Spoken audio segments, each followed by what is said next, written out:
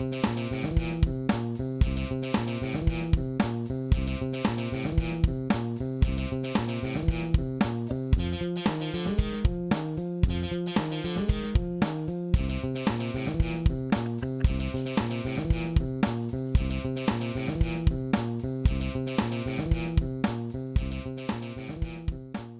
yeah. What's up? Twitch.tv/The Trident Network. Thank you, everybody who is joining us live if you are doing so. And thank you, everybody who is joining us via a podcast in the future, if that is how you are choosing to intake this. This is I Love Improv with Trent Dozier. I am Trent Dozier, and I love improv, and I'm happy to be here once again, a beautiful Wednesday where we're going to do some improv, baby.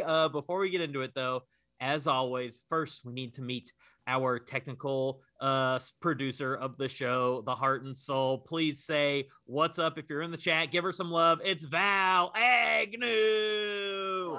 What's up, Val?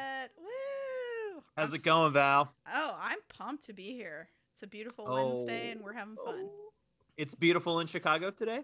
No, but it's beautiful because we're here with you. It's beautiful spiritually. Yes, it's cold and rainy, but you know. Oh, I'm sorry to hear that. Our hearts wherever you are. Well, I specifically am in Burbank, California, and it is literally beautiful here, so I'm feeling good. I'm sorry to everybody who literally doesn't have a beautiful day or evening outside. But yeah, thank you, Val. Well, I will try to warm everybody's spirits with a little improv over the next hour. That sounds good. Of course, as I mentioned, we are a part of the Trident Network. If you are watching live on the Twitch stream right now, you can subscribe to the Trident Network somewhere. Hit that purple button somewhere down here. Am I pointing at it, Val? Yeah, you're Great. Close. Yeah, you're doing It's somewhere. Great. It's in that region. Subscribe to it. Also, if you have an Amazon Prime subscription, you can subscribe to a Twitch channel for a month for free. And why not make this month's free subscription the Trident Network? It could be cool. We stream Monday through Wednesday, and it's not just this show. We got a lot of fun streaming shows all the time on the Trident Network, in addition to, of course, some pre-recorded videos and some podcasts. And as I've said before, this show is all three. It's the perfect show. Unbelievable. Anything else, Val, or should we get to our guest for this week? Well, actually, I forgot to remind you, so I'll just say it. Please. We now have another way that you can support us if you're not into giving Big Daddy Bezos any more money. We have a tip jar. Where you can just directly tip us, and that money goes, I just put the link in the chat, that money goes towards all of the amazing content producers on all three of our branches. So wow. If you can spare anything at all, you can support us that way also. And the only other thing I wanted to say, because you said podcasts, and it reminded me, it is D-Commentaries, which is another podcast on the Trident Network. Val is the host of. That I am host of. It is our 1-year birthday today. Wow! Happy birthday, Val and Al and D-Commentaries and all your fans, of which I am one. We know you're our favorite fan. Thank you. I have not listened to the most recent episode yet, The Luck of the Irish, but that is a movie that I do love because it involves basketball, which I love, and Disney, which I also love. I have no shame in admitting that. So there's no shame in it. Yeah, I don't think so. Great. Any final thoughts, or are we ready to get into it? Let's do it. Let's do it. Oh, baby. I am so excited for this week's guest. This is a dear friend of mine who I have also been so lucky to be able to improvise with a ton, because I think they're a great improviser. In fact, it would be foolish to have someone who I don't think is a good improviser on the show. But I think she is a wonderful improviser, and I'm going to tell you all about her right now. The team we were on together is the often discussed on this podcast, Fair Dinkum. I'm sure we're going to do a little dink talk at the end. She's one of the dinks, maybe the smallest little dink in all the land. Please, everybody in the chat, say what's up to this week's guest, Rose Amer. Hi. What's up, Rose? Hi, what's up, buddy? Nothing, hanging, chilling. I know it's like 3 hours later, so maybe it's probably a different setup, but how's the weather in New York currently where you are? It was cold today. It's cold, so not great. Okay, I guess Val and Rose are about to move out west. Cool. Really cool for me. Welcome to the sunshine. Come on down. I can't wait. Yay, that's a confirmation, everybody. That's a confirmation. We got her. Rose is coming to LA. Val, you too, or what? I'll think about it. Okay, she'll think about it. But you heard it here first. Rose, she's moving. She confirmed it. Rose, thank you for being here. Super excited to have you here. Thanks for having me. Rose, you were saying to me earlier that you haven't done improv since you moved and you're a little nervous, but Correctamundo. I think you got nothing to worry about, because back in the day you were a freaking little natural when it comes to improv. Seriously, one of my favorite people to improvise with, and I was so happy you were on Fair Dinkum, because that means we got to play together like 2 times a week for a year or 2 years or however long that was. We flew close to the sun. Maybe so everybody did, all of Chicago, and then we all burned up when the pandemic happened. So Rose and I are going to do some improv for everybody watching and or listening right now. And in order for us to do that, we are going to need a suggestion, which if you are watching live, you can put it into the chat right now. 2 things. First, we like suggestions that are large and robust. So instead of just the suggestion of cards, maybe you would put in the suggestion of Rose is a blackjack dealer and Trent is at the blackjack table and he's on a hot streak and he's also got a peg leg. Something fun like that. Now, if you have never seen Rose or myself improvise, and maybe you want a little more insight into the improv that we do, that can maybe help inform the scene you would like to see us do, and also the suggestion you might give, well, you're in luck, because I'm about to tell Rose and everybody listening and or watching what I love about her as an improviser. Rose, are you ready to sit there uncomfortably and accept compliments? I'm ready. Great.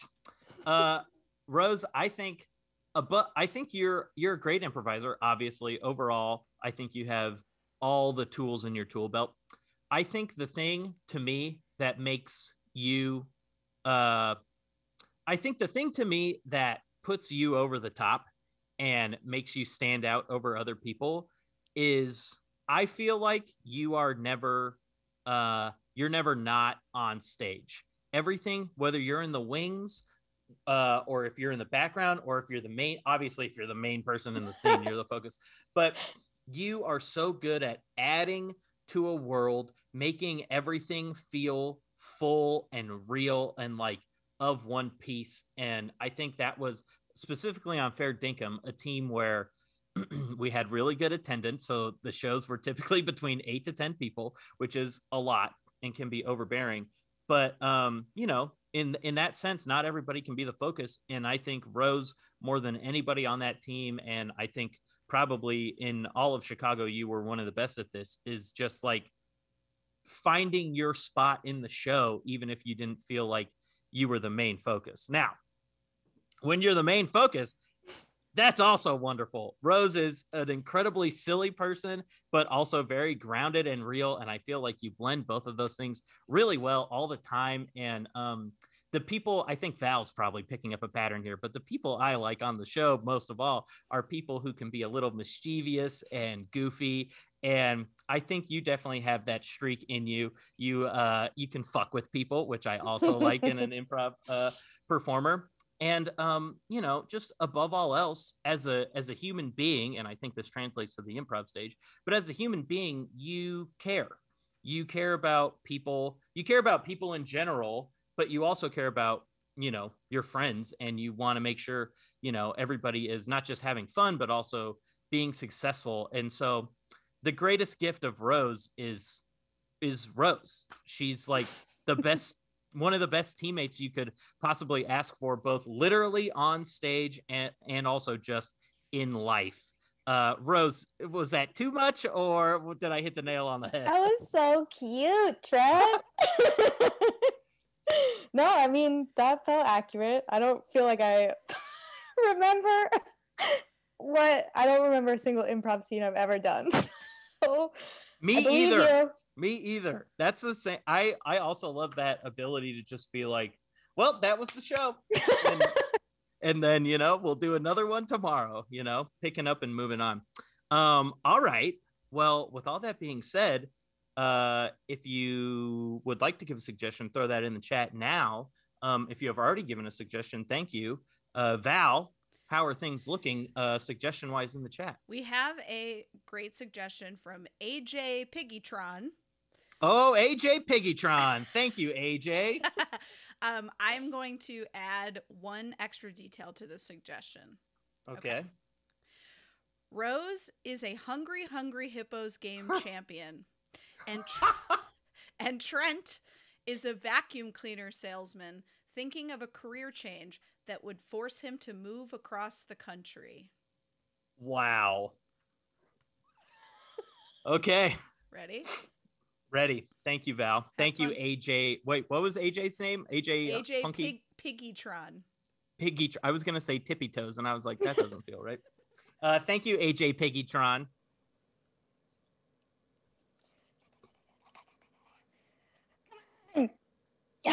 Time. Wow, that was good work, Gene. Thank you. That was 12 seconds total. Shit, I need to be 2 seconds faster. You'll get there. You just got to get your wrist back in shape, and then bada bing, bada boom. It's going to be perfect. I'm so riled up. Thank you. Thank you for being my support system. This is you riled up. You seem pretty tranquil. Okay. I'm sorry. I didn't mean to call you out, Gene, but it's I'm trying. Yeah. I just meant it seems like it does seem like everything's you're not giving off a riled up energy, if that makes sense. Yeah. Okay. No, I hear what you're saying. Okay. How do you have the energy to do it? To do what? Live my I don't understand. To do it.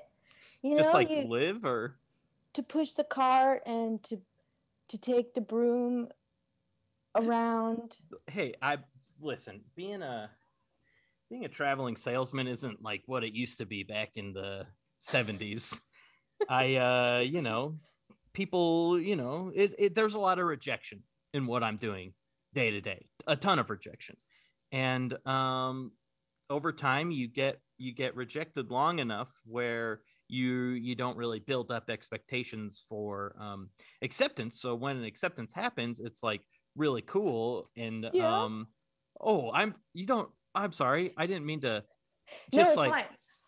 No, it's fine. I don't know what's happening to me today. Gene, do you want a water? I can get you a water. Would you like a water? Gene, yeah. Would you like some water? I think I would like a water. Thank you. I would like a water. Thank you. Just drink that. Okay. Okay, you gotta swallow the water. Just take your time. Breathe through it. Yeah, okay. You're gonna be okay. You're putting all this artificial pressure on yourself to beat this record. Maybe this is a downfall of myself. Maybe this is why, you know, I'm still a traveling vacuum salesman in the 2020s. But I just think that you need to have a little slack for yourself. You're a top 4 hungry hippo player in the world, and if you don't achieve top 1 status, I think that's okay. There's, you know, I don't know how many vacuum salesmen there are that are better than me. Probably hundreds, if not thousands. But no, that can't be right. That can't be right. Well, maybe you have the highest. You have the highest sales in the tri-state area. Yeah, but it's a big area, and according to Traveling Salesman Weekly. Yes, and I'm one of the few most of the vacuum salesmen are based out of some type of brick and mortar location. So it's a lot easier for me to rise up those ranks. But, it's not as, I don't know, it's not as rewarding as. But you're a trailblazer in your industry. I suppose, if you look at it that way. Well, that is how I look at it. I guess I am. No, I think you're right. Gene, I think you're right. I think I am a bit of a trailblazer. I guess I should listen to my own advice and maybe power through and take over something. I gotta think this through. What I would do. Yeah, what are your dreams so that I don't have to focus on mine? What are my dreams? I don't know. I would like to get married someday, start a family, settle down, and then maybe. Yeah, I think I just got to find the right person, and then I won't have to travel. I can do sales from my couch or whatever, or the internet. I hear the internet is a good way to get people your products nowadays. So I've also heard of the internet. Good. I mean, it feels like both of our specialties, traveling salesmen and hungry hippos, those are more of like pre-internet activities that not a lot of people are still doing anymore. I feel like nowadays people are either buying their vacuums online or playing hungry hippos online, maybe downloading some type of app or something.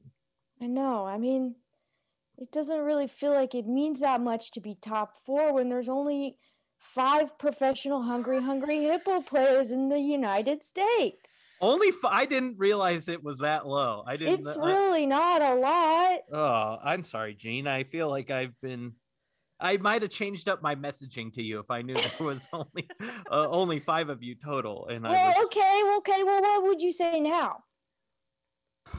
Well, I do knowing feel bad. What you know. Knowing what I know now, I do feel bad because I do think it's kind of the exact opposite message of what I was trying to push forward before. But it's like, if there's only 5 of you, I'd say go for the top. Let's train to be number 1. Yeah, I think so. I don't mind continuing to put in the hours here with you.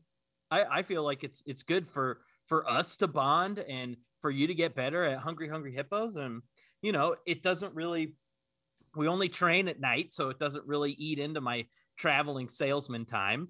Nobody wants to buy a vacuum in the dark. I'm more of a daytime dealer, so yeah. Sorry I can't pay you in money. It's okay. I thought there was going to be another word after money because I don't know, but yeah, no, it's okay. Well, I mean, I could pay you in other stuff, but I just don't have any money. I just enjoy your company. I enjoy, quite frankly, the thing that I find most rewarding is I love being around, like an athlete of your caliber. Wow. Okay. I don't mean that like.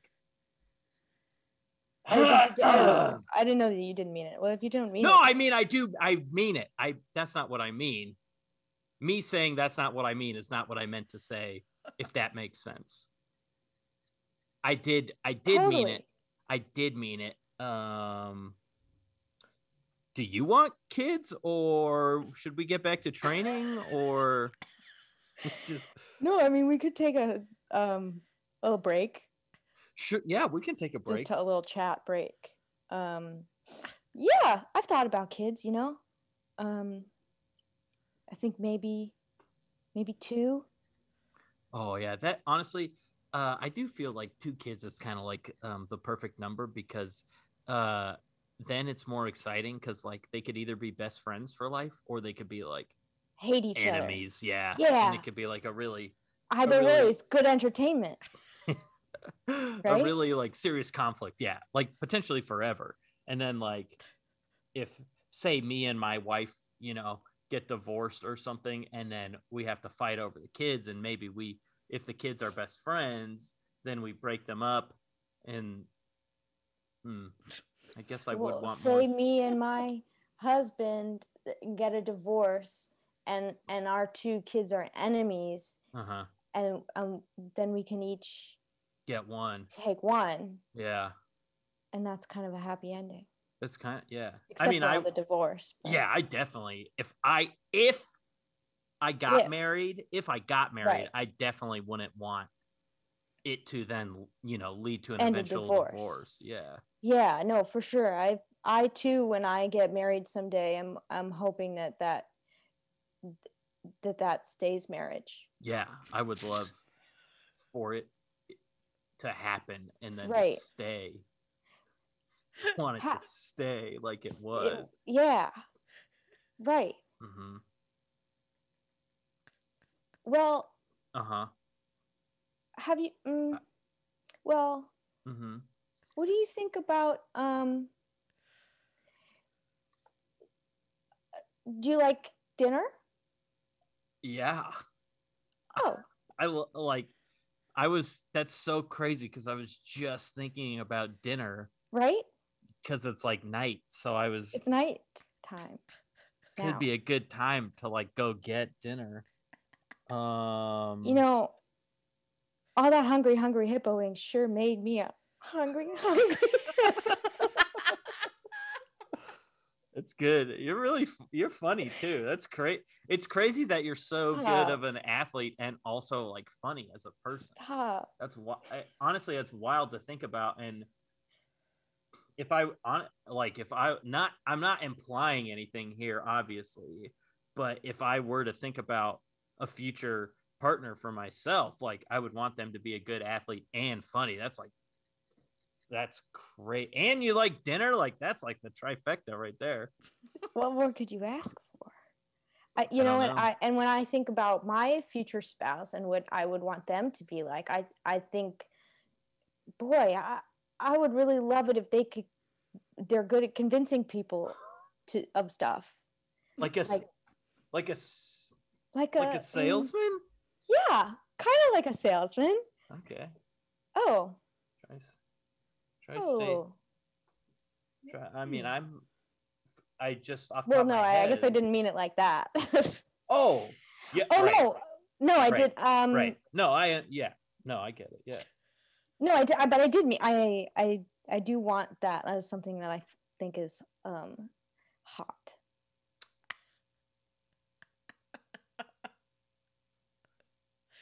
Okay. I also love it when the room is clean.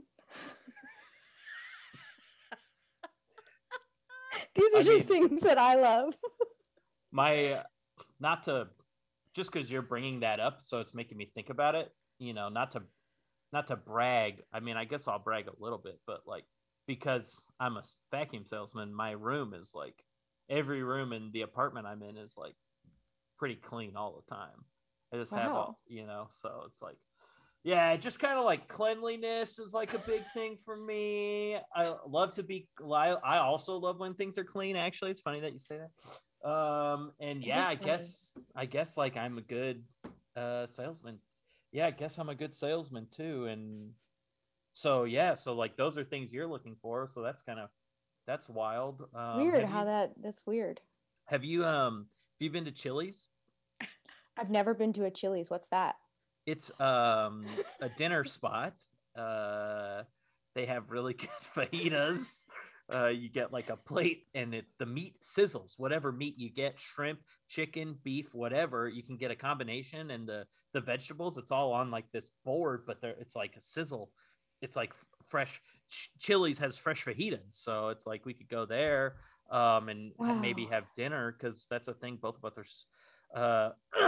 us are super into. And I think you're the smartest, most cultured person I've ever met.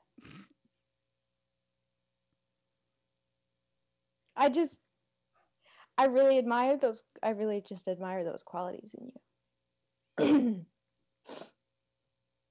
Gene, I am not trying to be too forward here, but would you be interested would you be interested in going to Chili's with me for dinner as a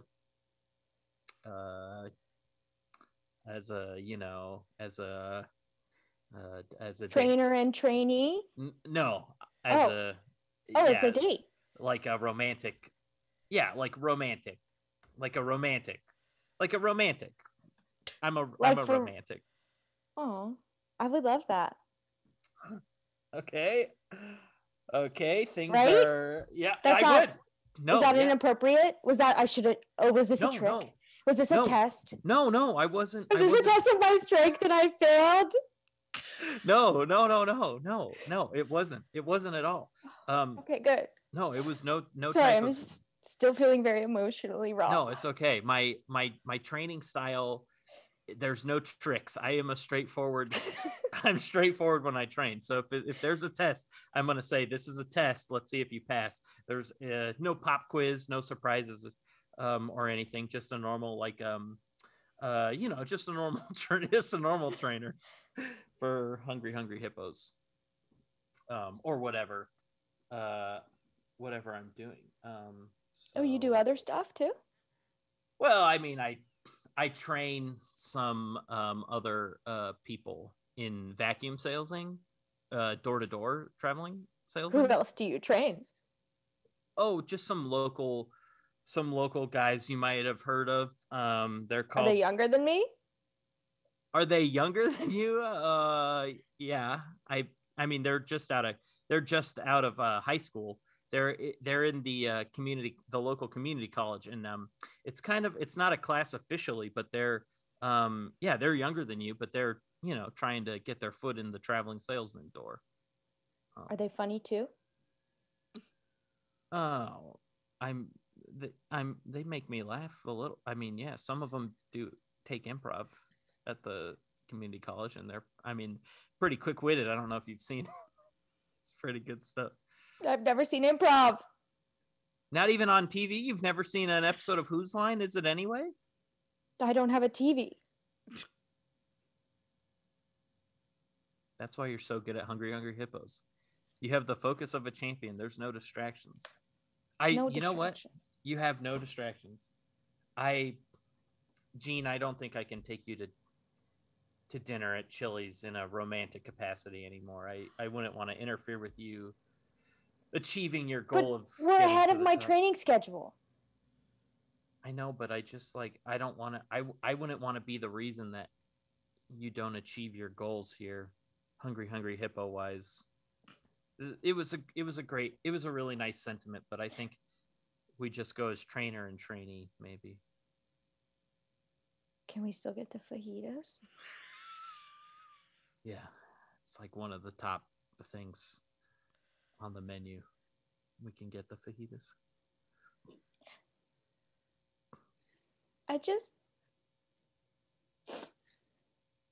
I know our relationship didn't last very long, but it meant a lot to me.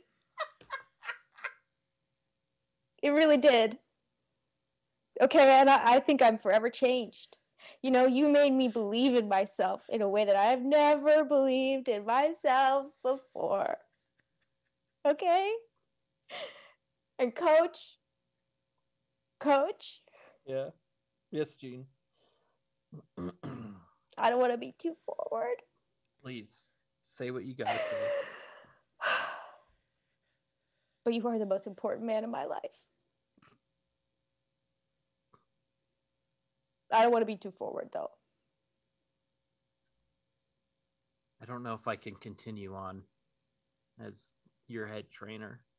Seems like our sexual tension would just make it too difficult for this relationship to continue without it moving into a territory. So who's going to train me?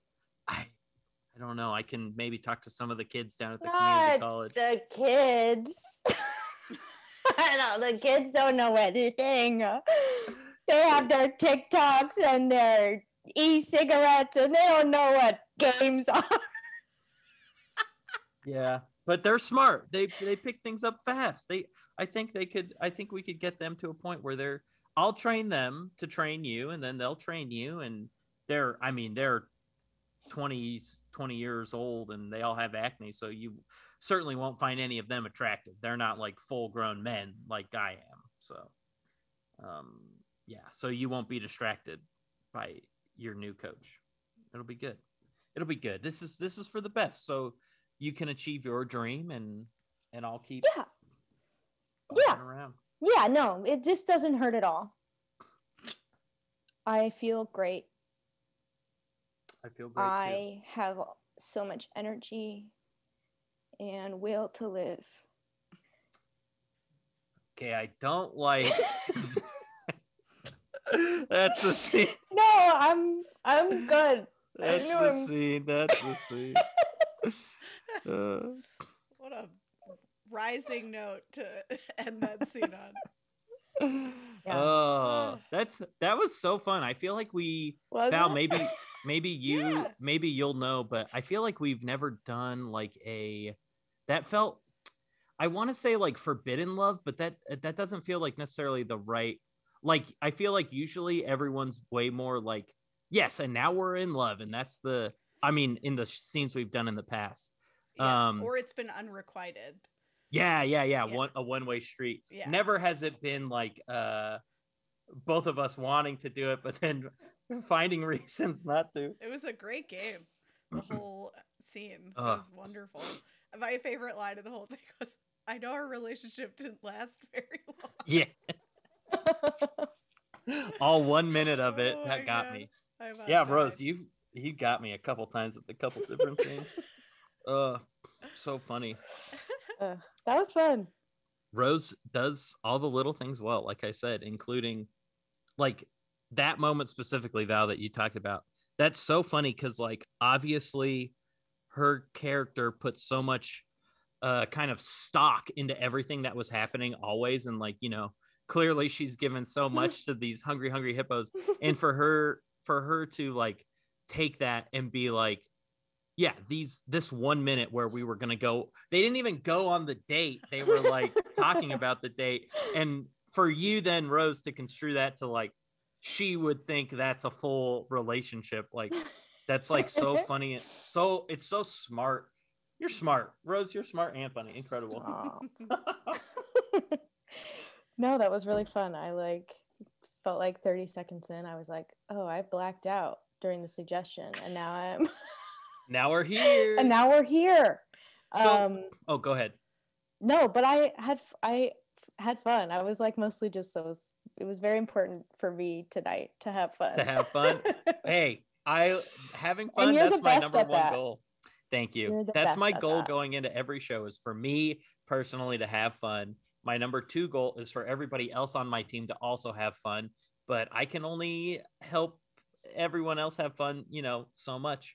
But yeah, I always try to have fun. That's my number 1 goal. So you didn't do any Zoom improv or anything during the pandemic? Like once you left Chicago? First Zoom. Wow. So how did it feel doing improv for the first time in, nearly like what, 2 years to the day? Yeah. Just about? Truly. Yeah. Like Friday, March 13th, I think was last show I did. That does sound like what the final Fair Dinkum show was. Yeah. No, I think I was like, before this, I was a little concerned just because I agree with what you said in the beginning. I think I'm mostly a show player. And that doesn't seem like a thing on Zoomprov. Like there's not, I can't go into your environment and do stuff. Yeah. So a lot of that's, I was like, oh, what else improv do I do? I was like, because I can only, like, even when I think back on Fair Dinkum shows, I'm like, I can remember being like Big Ben. Yes. That is like the one I made myself a big old clock. Yeah. And then like other little things like being Raindrop, like that's the stuff I remember doing. Yeah. Which is not like scene work. No. But it's cool for me. It's fun for me. But... I agree too. The thing when I think about Fair Dinkum the most, I do think about those like, what's the word? Like the things that are like, it's never the main, whatever the improv scene is. It's like all of us being some weird thing together. Or like, I think of the scenes where like we are 100 people and we're like running throughout the whole theater and stuff like that. You're totally, Fair Dinkum specifically, I never think of like, wow, that was a really strong 2-person scene that we had, even though those exist, but like, that's not what the team was like. You're going to enjoy this 25 minutes as a whole. Yeah. And you're going to walk away with more of a feeling than a like specific memories. I feel like I can't remember if we were talking about this before we went live on Twitch or if we were talking about it at the beginning when I was talking about you, but I think it was before, because we were saying that you couldn't remember any of the improv you had done, like you don't remember any scenes. And I mean, I feel like that's how I was after shows always, because like you said, my number one goal was always to have fun. Yeah. So basically I graded shows on like how I felt afterwards. And like I would always be like, I felt great during that show, so I'm pretty sure it was a good show. And then if anyone was like, what scenes did you do? I would be like, I don't know. I think I did a scene with Rose, and I think I talked to Val at some point, but it was fun. I felt good. So like I'm way more about like feelings when it comes to improv, as opposed to being like, well, when Rose was the scientist in the third scene and Val was her like, I just can't remember. And I think it's because I choose not to, not because it's bad or good, but because I do so much improv that I'm just like, oh, that felt good. Yeah, I wish my brain did that. My brain does not do that. My brain is like, oh, I felt like that was fun. And then we get backstage and then I talk myself out of that. And then I'm like, no. And then I go home crying, which is so stupid. So stupid. Especially in retrospect, none of those theaters even exist anymore. Yeah, but I can't explain how dumb I felt like 4 months in when I was like, oh, really, truly, like, what the hell was I doing? Yeah. Making this something stressful. You're not, I mean, and it's and make 'em ups. Yeah. You're not the only one. Yes, it is make 'em ups. Val knows this. I say it almost every show. We are a bunch of adults who have paid a crazy amount of money over X amount of months, maybe even years, to be taught how to properly make believe on stage. So it's like, you are, I trust me, I'm sure you know this, but you are not the only person in the world who during the pandemic was like, wow, I put way too much stock into the Chicago improv scene and stuff like that. Like, obviously was a tough go of it, the panty, but like I feel like that was a lesson it would have taken me a solid decade more to learn. And I'm grateful at least that I have that. That's why I was like, even when my body was doing all the pre-show stuff, like the cold sweats and the thinking I have to go to the bathroom, I was like, don't let that take you to the wrong place or whatever. Not to be hippy dippy about it, but like, I just like, I didn't want to like be pulled back in my body to those feelings. Because what the heck is the point? Right. No, I totally agree. It was all these, you know, kind of artificial like hierarchies that we kind of set up for ourselves in Chicago, which if you really think about it was insane. I mean, it's insane on its face alone, but it's also even crazier if you think about like, we were basically like, here, step one is whatever, and then in our eyes, step two was the step up where we're still not getting paid to do improv, and then the next step was another step where we're also still not getting paid to do improv. And you know, there's 10 steps, and at the 10th step is like Second City, I guess, and you get paid there, but there's only 12 to 30 people who they employ at a time, and there were, you know, 500 good improvisers in Chicago. And then you finish your Second City run and you move to LA and you're just on the bottom of the totem pole again. So it's like all these artificial things that, this is something Nia and I have talked a lot about, of just like, you know, Nia is now retired improviser. Retired, Nia. Yes. Former guest of the show and composer of the theme song, retired improviser Nia D'Amelio. But she was just like, you know, it's all stupid. And I agree. And now it's basically like, I feel like now you can really see the people who are still doing improv are doing it because they love it. Me. And, you know, I've come to the realization and the acceptance that, you know, doing improv isn't really going to get me anywhere. I just like to do improv because it's if you can believe. Yeah, there's like, you know, And then it was crazy that Chicago kind of turned into, I mean, at least I think like the last 3 years that you and I were there, Val still there.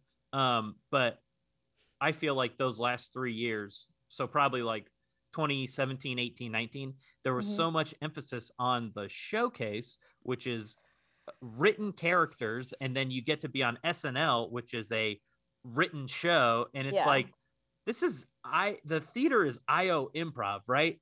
It just like, it doesn't, if you think about it, like, it just doesn't make sense that we were all, vying for that when we've spent all this money to learn how to not write basically, and just how to improvise. It's all backwards. And they did such a good job of getting us all on a conveyor belt where we're so busy that we don't notice that we're not actually making any meaningful forward progress toward anything. And really the most important thing is that you don't need to make any forward progress towards anything. It's improv. It's just meant to do your thing. Fun. I remember like sometime during the pandemic, Michael and I were listening to a podcast talking about that cult Nexium. Yes. And they were talking about how like you have to take classes and you have to get other people to sign up for classes, and then you get these like you get these like scarves in different colors that you can wear that show how many classes you've taken and all this bullshit. And he and I looked at each other. We were like, oh. It lines up too perfectly. It's insane. We both just joined a cult and didn't realize it and spent so much money just like those people next to him did. Wild. Nia and I watched the HBO documentary about Nexium, and like halfway through episode 1, we looked at each other and we were like, this is improv, but nobody's funny. Like, that's what this cult is. Right, this is just improv. This is improv, but the guy's trying to have sex with everybody, which sometimes is improv. Is also improv. So that still tracks. That was improv, but nobody was funny and everybody's trying to have sex with each other. I really like what you said, Rose, too, about like, if the pandemic never happened, it would have taken you like 10 years to realize, because something we were talking about the other day, me and Nia, was like, we were basically like, I specifically was doing shows probably like 6 nights a week at that point. And I was getting to a point where I was like, basically had it down to maybe like 2 or 3 weekly shows, and then just kind of rotating wherever they put Slice at the time. And I was like, so this is much better. I'm doing way less. I'm only doing 3 shows a week, maybe 4. And then just kind of taking a step back from that and being like, that's also nuts, because we were still getting paid. That's the other thing. We were not getting paid anything. All of this was, for the love of the game. Yeah. And it's just crazy that the pandemic happened and we were all able to take that step back and just being like, wow, even when I thought I was chilling out, I was still doing like way too much.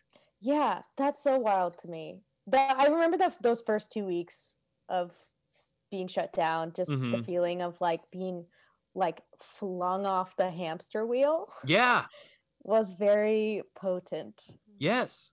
And it's just now I feel like I'm watching people just hop right back on that little hamster wheel. I'm like, girl. That's my concern too, especially if like IO opens in any kind of capacity like it was before. Yeah. Like people were all ready to boycott when it wasn't open, but I guarantee you that if it opens and they hold Herald auditions, there will be a line out the door just like there would have been any other year. So. Yeah, and I might be in that line. I'm moving back. But yeah, it's like I really want to hold on to like, just trying to have fun. And I'm so grateful I was on the Dinks, because I feel like that's where I learned how to do that. I remember a year into Fair Dinkum, I think Rudy did like a check-in with everybody, like what has everybody learned? And that's what you said, that you learned how to have fun. And literally everybody was like, Rose, yay! She's having fun. She graduated. Yeah. Good. I'm glad. No. So you haven't done improv for 2 years, and you're in New York right now, and you don't have like a team or anything. Would you consider yourself a retired improviser like Nia, or are you just waiting for something to happen, like for an opportunity, or Like when I texted you and was like, you want to do this? Were you like, oh shit, I gotta come out of retirement? Or were you like, hooray, something to do?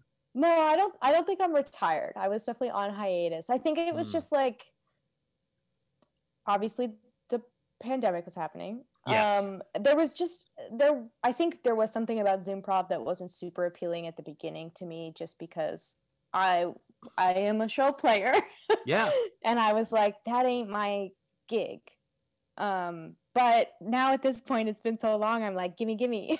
And also it's my buddy Trent, so I'm not gonna say no. But no, I really want to do it.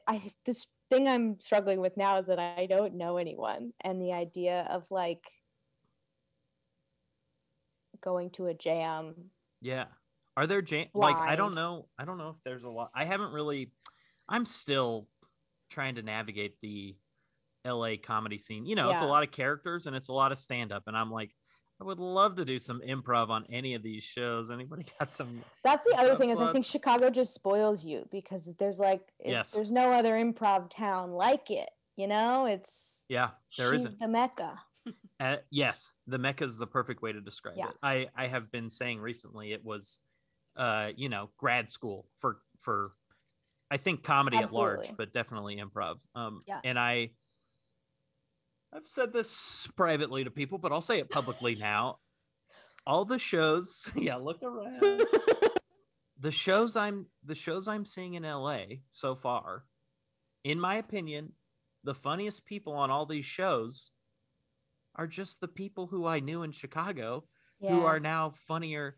It's like Cam and I, former guest Cam Hurt, were talking the other day about like the difference between a Chicago performer and an LA performer. And it's just like an LA performer, when they're like, I'm just trying some stuff out. And you can truly tell that they're trying stuff out. But like when we see a Chicago performer do that, you can still see like how thoroughly thought out everything is. And even when it's like a clear bit that they've done before, everything just is like crisper. And I'm just like, I mean, we were in the fucking, you know, oven for so long. We never give ourselves credit for that. I feel like we're so quick to be like, it didn't work. And then it's a weird, I feel like Chicago was a very weird mix of everybody being really humble, but also like being jealous, I think, of other people. And you had to find... Val made a face when you said humble. This might be controversial. I think that a lot of it was performative humility. Like I think that like a lot of people, you know, would just as soon, you know, forget who you were if it meant that they were going to get an opportunity. Yeah. But like until that point, they would like be really nice and go to your shows or whatever. So like, and that's not everybody, but I do think that that was a cultural thing in Chicago because it worked. You know, people like would be successful because they would just kind of like look out for number one. And I mean, that's how it worked. So I don't exactly blame anyone for doing that if it worked for them. Yeah. But at the same time, like I do think that like a lot of the sort of what, at least to me, was meant to be humility was just sort of like people being nice when it was convenient. But I mean, there was also well, I think it's totally fair, first of all, Val. And I think your point's completely valid. I also think there's also that weird thing of like, you know, you're in the scene for X amount of time, and there's like people you see, like the thing that comes to mind is people on Herald teams who wouldn't like even talk to you. And then then you get put on a Herald team and they're like, oh, Rose, heard you're on a Herald team now. Guess I think we're friends now because I'm also on a Herald team. So there was a lot of that too. So I mean, I'm totally with you, Val. Yeah. But and you got to find... Yeah, I'm spicy because like I was never on a Herald team. So like I felt it, like especially when the Den started performing at IO, like, you know, we would open for Herald shows and like the teams wouldn't even come and watch our set. They would come out and watch each other. That's trash. That's stuff trash. Like that. So, you know, that's just like, it when you're not in the in club, it feels very different than when you are. Yeah. And I, you know, without naming names, I think that would happen at other theaters too. Like like like a senior Herald team would not watch a newer Herald team. It's just like, I think it happens in LA and New York too. It definitely does. It happens in LA for sure. It happens everywhere. And people like, there was a huge culture of people just being like, shows at 8, I'll show up at 8:05. We won't do a warm up, just walk right in. And I was like, I'm pretty sure when we all learned how to do improv, we were showing up 30 minutes early. We were warming up as a team. Like, maybe we don't need to be there 30 minutes early and do a full 30-minute warm up, but like, I love, getting to a show early and just checking in with everybody on my team. And like, there are definitely people like on Fair Dinkum who want to warm up. And I don't think necessarily all of us were like, we got to warm up, but like, we all wanted to be there and be like within each other's company, whether we were. Yeah, there was definitely like varying shades of intensity with that kind of stuff, just based on like who we are as people, like like Ian's gonna write notes on everything, and like who, I don't know. And Jared might not show up to a rehearsal or a show. Jared might not show up, and that's fine. That's the Fair Dinkum spectrum. Everyone falls between Jared and Ian. 100%. But we all still like cared for the team. Yeah. And had energy towards the team in the same way. Exactly. And they were two people who, I think all 10 of us, but both of them specifically, wanted to be there when they were there, so that's why Ian takes extensive notes on rehearsals and everything, because that's how he learns best. And it was like, sometimes I would read his recaps and I'd just be like, I can't remember what I did 2 seconds ago before I opened this email. This is like, and it was, super helpful to kind of go back and look through things. No, I think I read through them like 10 months ago, because I was like, I don't remember anything about Chicago. Oh. So thanks, Ian. Oh my God. Okay, we can wrap it up there with Rose reminiscing about reading 2-year-old emails from Ian in our rehearsal recaps. Rose has nothing to plug, but you can Google her and find out more information about her. She's got a website that she said offers clicking abilities, so check it out. Click stuff. Rose, this was great. Thank you so freaking much for being on the show. I miss you. I was glad we got to do some improv.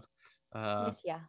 And I'm glad that you announced that you're moving to LA. Incredible. Yeah, so good. I'm gonna get in trouble for that.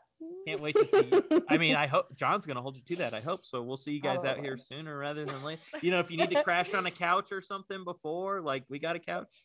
Okay, so I'll see you next week. Hell yeah, sounds good. Val, thank you as always. Thank you. Wonderful work from you. The show literally couldn't exist if it wasn't for Val. It would look like crap. And Val's the master. Support the Trident Network in any way you can. Keep supporting it by watching the stream, subscribing, hitting that button, becoming a subscriber, listening to the podcast, watching the videos. We love you. We love all the does the Trident Network fans have a name, like Trident Heads or anything? Or no, I don't like Trident Heads. No, that sucks. That's what you came up with? I did not. Don't take it. Shout out to all the party dolphins out there. How about that? Party dolphins. And thanks everybody for watching, whether you're tuning in live right now or if you listen to a podcast. And thank you to AJ Party Honker. What was it? Picky Trent. Party Honker. Let's just call it Party Honker. Thank you, AJ Party Honker, for the suggestion. Thank you, Rose. Thank you, Val. Thank you, everybody. This is I Love Improv with Trent Dozier. And as always, please remember, I love it.